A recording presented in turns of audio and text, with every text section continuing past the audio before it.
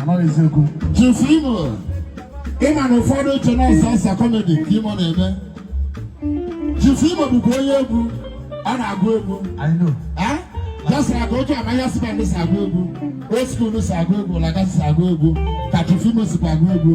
M ga-enye microphone a ka o tinye etu ọnụ n'egwu a ka o solo n'egwu a one solo. I don't sit down. Jifimo biko tie ọnụ ka ndị mmadụ malụ.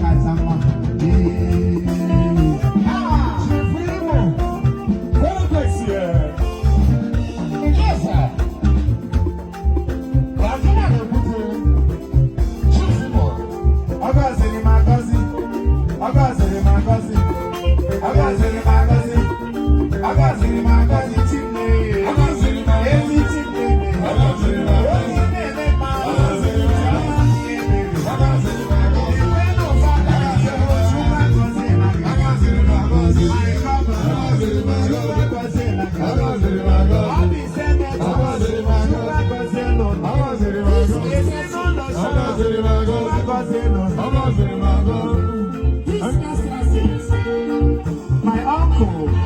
Hey!